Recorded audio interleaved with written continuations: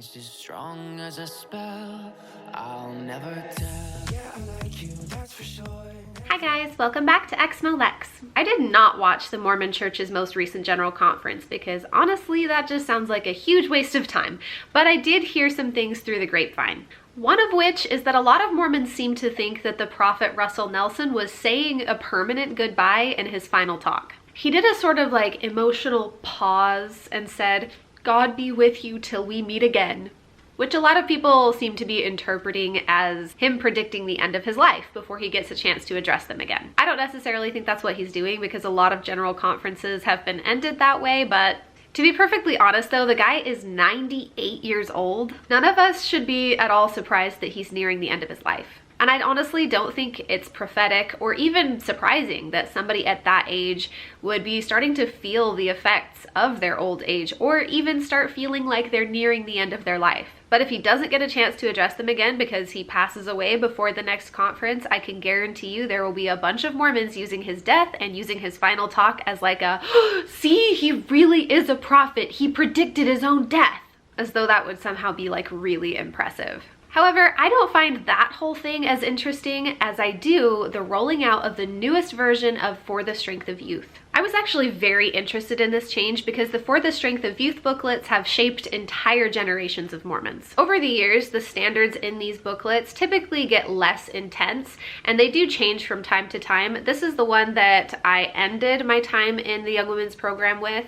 There was actually a different one before this that I spent most of the time with, but this is the one I still have a copy of that came out in 2011. This booklet had a huge effect on me personally when I was growing up. I'm going to read you portions of this old one versus the new one so you can see the differences. And then I'll tell you my thoughts on the changes. First of all, I want to read what Apostle Dieter F. Uchtdorf said about the new pamphlet. For the Strength of Youth focuses on the foundation for your choices. It focuses on values, principles, and doctrine instead of every specific behavior. I suppose the guide could give you long lists of clothes you shouldn't wear, words you shouldn't say, and movies you shouldn't watch. You mean like it did say for the last several decades? But would that really be helpful in a global church? Would such an approach truly prepare you for a lifetime of Christ-like living?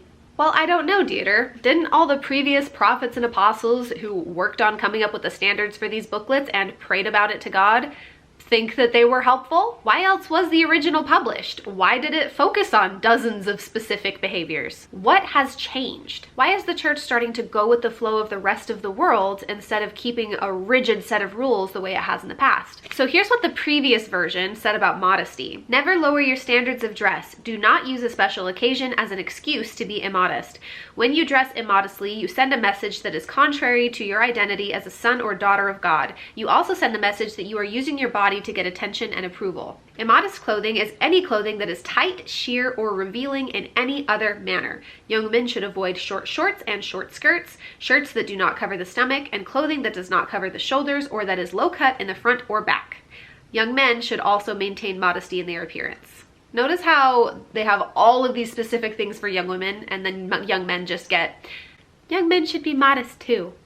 So as you can tell, there is a rather long list of clothes you shouldn't wear. If you're a young woman, that is. I even found one of the older versions of the booklet that says, "Few girls or women ever look well in backless or strapless dresses. Such styles often make the figure look ungainly and large, or they show the bony structures of the body, reduced to body-shaming women into covering themselves." But the new version?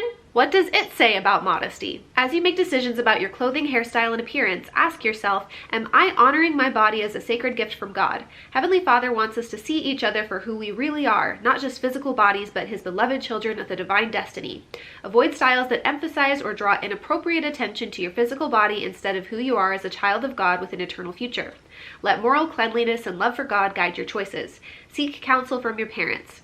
And then a little farther down the page, it says, what is the Lord's standards on dress, grooming, tattoos, and piercings? The Lord's standard is for you to honor the sacredness of your body, even when that means being different from the world. Let this truth and the Spirit be your guide as you make decisions, especially decisions that have lasting effects on your body. Be wise and faithful and seek counsel from your parents and leaders. That's it.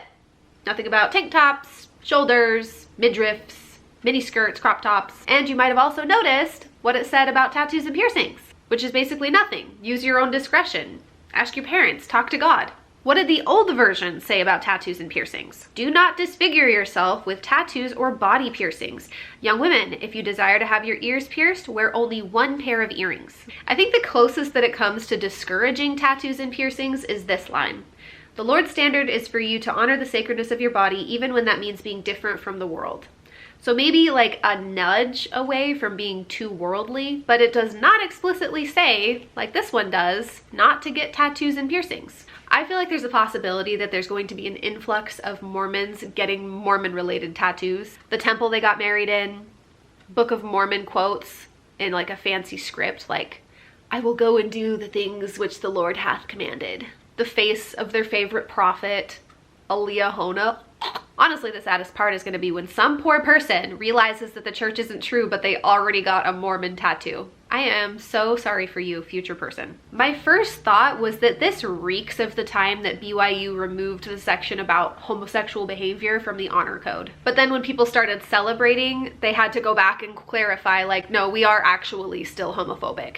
Part of me thinks this could still be the case, where they're kind of like lying by omission to make themselves seem more inclusive when they're not really. So if they really don't have a problem with tattoos and piercings anymore, I would like to see them go back to all the conference talks that have addressed it in the past and called tattoos and piercings disfigurement, and like add an addendum saying that like, actually, we don't teach this or believe this anymore. But let's go back to my first question.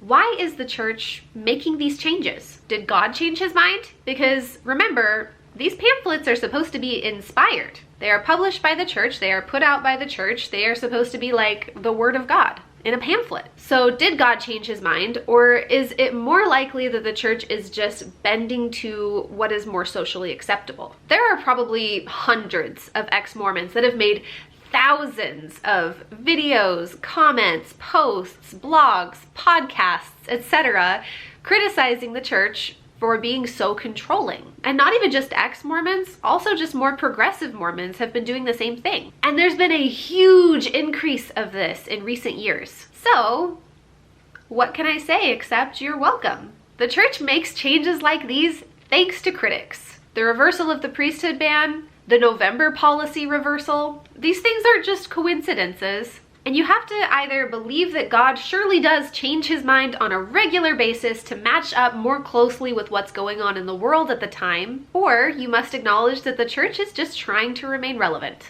And on the whole, if it really is true and they really don't care so much about tattoos and piercings and immodest clothing anymore, then I think it's a good change. I am no fan of the Mormon church. I have a lot of religious trauma because of the Mormon church, but I'm glad to see the church making steps to try to become more tolerable. The shame that a lot of us felt from the high modesty standards was crushing. But the frustrating part of this is going to be the Mormons acting just like Dieter Uchtdorf did, pretending that the past didn't happen, pretending that the old manual wasn't a thing. I can't even find this on the church website anymore. It's been completely replaced by the new version. And then when we bring up the fact that books like this shamed us into covering every inch of our skin, they'll be like, nowhere it doesn't say that. It doesn't say that. Here's the church's website. It doesn't say that. Especially the youngest people in the church who are not even going to remember this one. And the church will never apologize for or acknowledge the past because, and I quote, "The history of the church is not to seek apologies or to give them." We just whitewash by removing the old booklet from the website and gaslight people into questioning their own memory. So let me hear your thoughts. I'm curious what other people think. I often see really great comments from people who thought of things totally differently than I did, and I really like seeing that. Huge thank you to my patrons for supporting the channel. You guys are the best. Extra special thank you to Craig Call, Doug Davis, Megan Haycock, Noble Monster Comics, and the Exmo Candle Co. for supporting at the Demon tier on my Patreon. Thank you guys for your support. It means so much to me. If you guys would like to help support the channel and the work that goes into it, there are links to do so in the description below. There are also links in the description to find me on other social media. I have TikTok, Instagram, Facebook, and Twitter. Thank you for being here, thank you for watching, and I'll see you guys in the next one.